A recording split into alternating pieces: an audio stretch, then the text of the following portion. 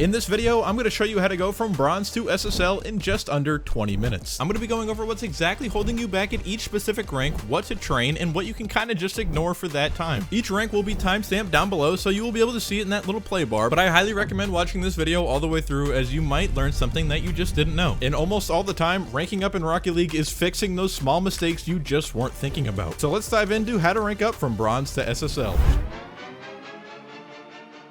So not to hurt any feelings here, but bronze and silver are kind of the same thing. You need to get used to how your car and the ball actually interact with the world and move around. Everything in this game doesn't really matter if you can't consistently hit the ball. So go into free play, practice boosting around the field and hitting the ball as hard as you can in the direction you want. Intention is very important. Don't even worry about hitting the ball into the net every time, just worry more about getting it a general direction, as getting a very specific spot on target is going to be extremely difficult. But besides learning the very basics of the game, you do need to have a couple things down pat early on, and that would be camera settings, binds, and having ball cam on at all times. Just trust me on that one, you need to do it. But my camera settings and binds will be in the pinned comment down below, so go check them out and let me know what you think of them. And just to reiterate, if you are bronze or silver, the only thing you need to focus on, and I mean the only thing, is hitting that ball consistently. Forget everything else, rotations, mechanics, nothing matters until you can actually hit that ball when you want to hit it. And of course, that doesn't mean always ball chase and hit the ball whenever you feel like you can hit it. You should obviously still keep your patience, but I want you to focus mainly on hitting that ball consistently.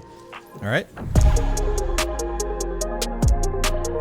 Hitting gold is when Rocket League really starts to get interesting. You can now actually play the game at a very basic level, and you can start to learn new mechanics that will really evolve your game. And the mechanics I would really recommend learning at gold are all movement-based mechanics, allowing you to get to the ball before your opponent. Sure, it is fun to learn how to do a 180-degree flick that'll go in from the midfield, but it's just not that useful. Learning things like the wave dash, the half flip, and the double jump aerial, I think at this rank are very important, because in gold, a lot of players cannot generate power off their shots, and they just don't know how to control the ball well enough to do that. So if you can move faster than they can physically hit the ball, I think you're going to be in a good spot. And if you are gold, you know what I'm talking about when I say everyone just kind of waits for the ball whenever it's up high in the air. And this is why I recommend learning how to do the double jump aerial, because it allows you to get to the ball way before anyone who doesn't know how to do it can possibly get there. But as well as mechanics, I want you to understand a couple mindsets that'll really help you out down the road. A lot of gold players have a patience problem. I want you to take a look at this clip and tell me if you can see what is wrong. This is something that happens at least once every gold game, and if you can fix it, you will completely elevate your game.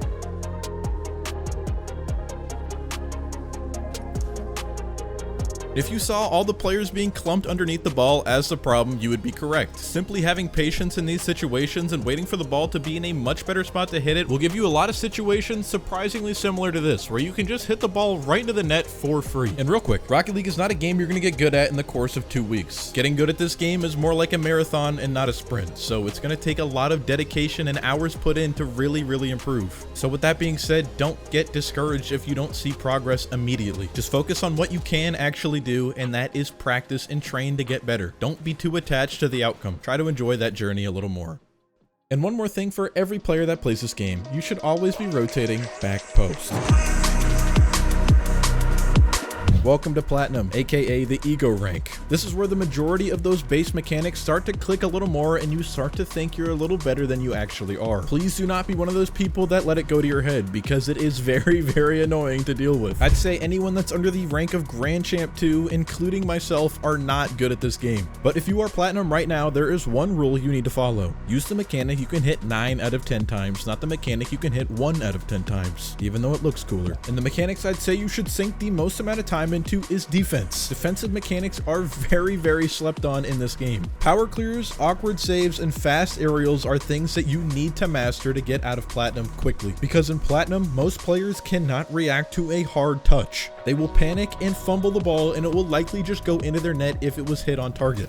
So first things first, power clears. Power clears are all about timing your hit and flip correctly. And all you need to do to time it correctly is to let the ball bounce one time and then flip into it right after, just like this. This will give you that crazy power that, if put on net, will almost certainly go in every time. But one thing to look out for is to not flip after you already hit the ball. You need to flip before you hit the ball, otherwise your flip is kind of useless. You are using the energy of the flip to shoot the ball as hard as you can. Remember that. And secondly, you should be running this training pack every time you play this game. If you are Platinum, you need to be doing this at least once per day. And if you're sitting here watching this thinking, I already saved the ball a bunch, trust me, if you try this training pack, you are going to be very surprised. And lastly, you need to learn how to do fast aerials consistently every single time. Now, there are a million different videos on YouTube that go over fast aerials, and I have some myself. So I'll let Past Bread go over it with you really quickly. When you perform a regular aerial, you jump and then you boost upward, likely saving your second flip to hit the ball, or maybe you just never use it. What a double jump or fast aerial will take advantage of is that second jump. Instead of using it to flip into the ball, you are using it instead instantly to boost yourself faster into the air, giving you the best chance to beat your opponent to the ball. To do it, you simply jump, pull back on your joystick, let go of your joystick, jump again, continue pulling back on your joystick while boosting through the entire motion. Thank you, Past Bread. But if you do need more help with these mechanics, I would highly recommend joining my Discord, because we have plenty of smart people in there that can help you out.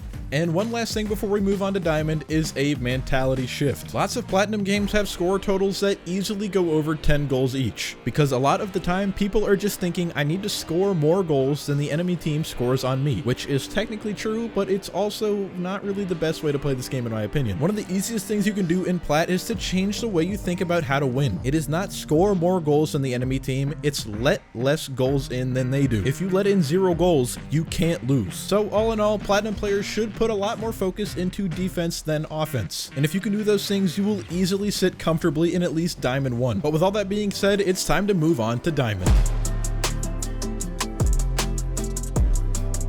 I remember when I was Diamond, it was probably the most fun I've ever had in this game. Your mechanics really do start to not be a bottleneck anymore, as you can for the most part do all the basics pretty well. There's obviously going to be a couple misses here and there, but for the most part you're starting to get it. But now what you need to work on is keeping yourself in the proper position. And I don't just mean proper rotational position, I mean being actively ready for anything that could possibly happen. One thing that is still very prevalent in Diamond is that lack of patience that I mentioned earlier in Gold. And this lack of patience doesn't always manifest as straight ball chasing. Most of the time it's very small positional mistakes you will make throughout the game. One example I can give you is people oftentimes get magnetized to where the ball is. I'm not really sure why this happens, but it does happen. You will just kind of find yourself drifting towards the ball if you don't really stay mindful of it. What I want you to get in the habit of doing is asking yourself, should I be in this position? Should I back up? Should I push forward? Always be asking yourself, what am I doing? I want you to really try to not play this game on autopilot, because that will often just let you fall back into your bad habits that you're trying to get out of. And as well as nitpicking those positional mistakes, I want you to pick one of the two things, ground or aerial mechanics. Things like air dribbles or 45-degree flicks are great examples of what these two categories are about. So really quick, think right now, what kind of player do you want to be? Do you want to be able to hit ground flicks, or do you want to be able to try to do air dribbles? You cannot pick both. Intention is what leads to improvement in this game.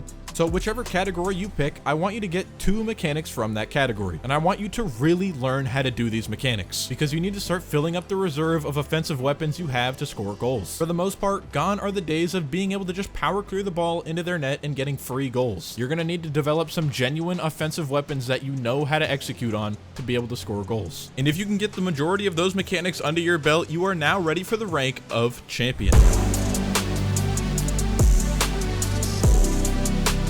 Champion is the rank where things seriously start to come together. To actually be a champion player, you have honed all the basic skills fairly good. And unfortunately, I'm about to tell you that you need to practice them a little more. The real difference between a grand champ and a champion player is the ability to hit those basics consistently every single time, and being able to do that as fast as you possibly can. But as well, now is the time to genuinely make a warm-up routine, and to really practice those minute things that you think don't matter, like where the boost pads are on the field, and seriously drilling that into your head so you can just get them subconsciously without switching at a ball cam. Just practicing that mechanic alone will give you a huge boost in presence on the field, because you will have much more boost all the time. You will way less likely find yourself sitting there out of the play, because you're going to find a big boost pad. Being able to always navigate through the small pads and be present in the play is a huge key to this game. And another thing that is very, very important, especially for champion players, is recoveries. This is probably the sole thing that I see most most champion players screwing up on. And if you watch my 29 mistakes video, you have heard me talk about this before. High-level Rocket League players almost never land awkwardly and have to reorient themselves to get back into the play. They almost always know where they're going to land and how they're going to land. They position their cars in a perfect way so when they land, they maintain the most momentum possible and get back to the play as fast as possible. So in order to get you recovering like a pro, we're going to break it down into 3 key concepts.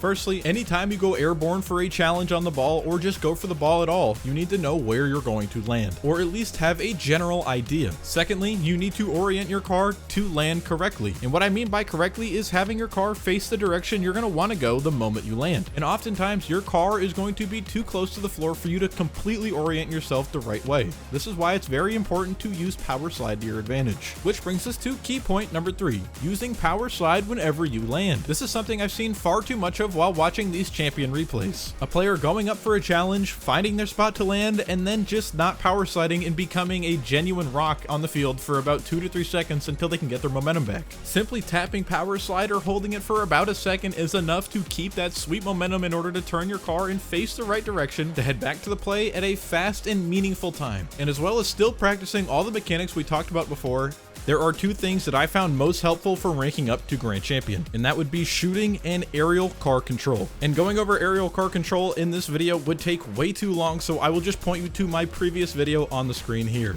But shooting is a different story. Being able to shoot the ball at a very specific spot is often going to be the difference between a goal and simply an easy save. Now, early on in Champ, like Champ 1 and early Champ 2, you honestly can get by with weaker, poorly placed shots. But if you want to comfortably sit in any division in Champ 3, you're going to need to learn how to shoot the ball hard and with purpose. And I'm not just talking about getting ground power shots anymore. You need to be able to generate serious scoring opportunities from the sidewall, from the ceiling, from really any part of the map. And that all stems from being able to hit the ball hard and consistently in the spot you want it. So with that being said, if you want to elevate your game to Grand Champion level, this is something that you very much need to drill into your game. I'd highly recommend running at least one of these 3 training packs every day before you play in order to work on this skill. But with all of that being said, it is finally time to move on to what used to be the highest rank in the game, Grand Champion.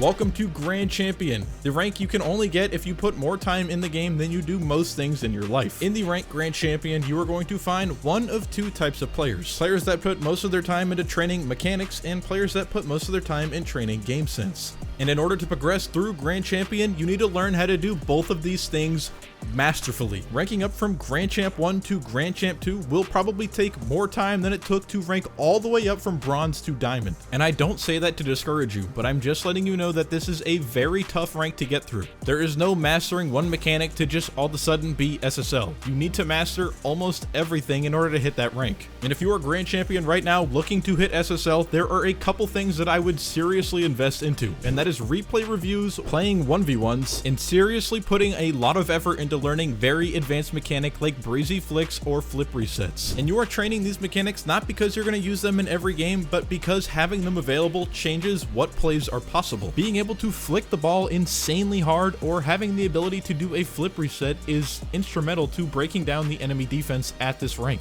because your opponents at this rank are trying to think 2 steps ahead of you, and your ability to do advanced mechanics that are very unpredictable to read are going to help you out quite a lot at this rank in terms of scoring goals. But another essential thing in Grand Champion is, of course, replay reviews. And even if you are not Grand Champion, statistically, most of you aren't, you can still do replay reviews to get a lot of benefits. But if you are Grand Champion, this is something that is necessary in order to improve, because the mistakes you are going to be making at Grand Champion are going to be very small. You honestly will not notice them unless you go in after the fact and really nitpick your game. One example I recently found in my own game is that I tend to flip whenever there is no reason to, and this would often lead to goals against because I just simply wouldn't be ready to hit the ball when I needed to be, and I would not have figured this out without a replay review. And lastly, it's the one you've all heard before, it's to play more ones. This is because playing ones teaches you how to control the ball with soft touches and ground dribbles, and it also teaches you how to completely read your opponent, which all 3 of those things are very important to getting through the rank of Grand Champion, especially the soft touches. Lots, and I mean lots, of Grand Champion players struggle with trying to keep the ball way too close to their car bar way too often, or they always boom the ball away. These two separate issues are a problem for the same reason: you are predictable. And the majority of players at Grand Champ are going to be exceptionally good at reading the play and what you are trying to do. So being unpredictable is a key to this rank. And the very last thing that is required to get through Grand Champion is to grind like there is no tomorrow, because you are no longer just getting better, you are trying to perfect everything. And to be honest, that is going to take some commitment that most people just aren't ready to give, or simply don't have time for. So I really wouldn't beat yourself up if you can't be the 0.01% that become Supersonic Legend.